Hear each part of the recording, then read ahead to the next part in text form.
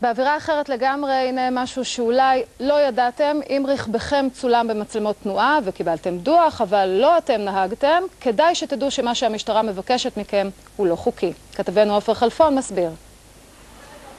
לפני כחודשיים קיבל ניסן בובליל דוח תנועה על מהירות מופרזת. בפועל מי שנהגה במכונית באותו זמן הייתה אשתו, לכן ביקש להסב את הדוח על שמה. התברר לי בדוח עצמו שכתוב שאשתי חייבת להודות בעבירה על מנת שאנחנו נוכל להעביר את הדוח ולרשום אותו על שמה. לכאורה מדובר בדרישה הגיונית של המשטרה מהנהג שהיה בזמן הצילום במכונית, אבל אשתו של ניסן כפרה בנטען בדוח. לא עברתי את המהירות המותרת, לכן סירבה להצהיר כי עברה עבירה. במצב הזה לא יכול היה ניסן להסב את הדוח על שמה, אז הוא פונה לעורך הדין עמיחי גולדבאום. הוא מצא כי הניסוח של המשטרה אינו חוקי. דרישת החוק, קרי סעיף 27ב לפקודת התעבורה, אומר שכאשר רוצים להסב דוח מבעל הרכב לנוהג, אותו נוהג בפועל צריך להצהיר שהוא החזיק ברכב. אין שום דרישה בחוק להודות בביצוע עבירה, והדרישה הזו היא בפירוש דרישה שהיא בלתי חוקית בעליל.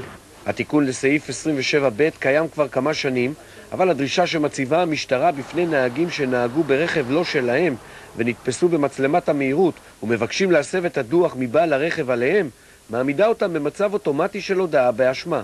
כאשר הנוהג ברכב מצהיר בעצם שהוא עבר את העבירה, הוא מודה בביצוע העבירה והוא מורשע בה. בכך נמנעת ממנו הזכות לפנות לערכאות משפטיות ולהתדיין בתיק.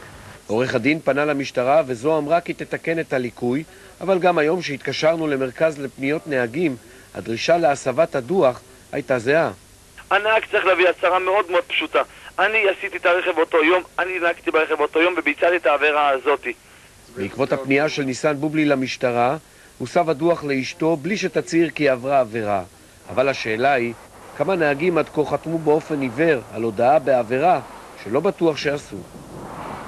לא פשוט, והנה תגובת המשטרה. אגף התנועה שב ומודה לאזרח על פנייתו שהביאה לתיקון הליקוי. על אף הליקוי, סעיף 27ב לחוקי התעבורה ידוע ובוצע על פי חוק. פרשת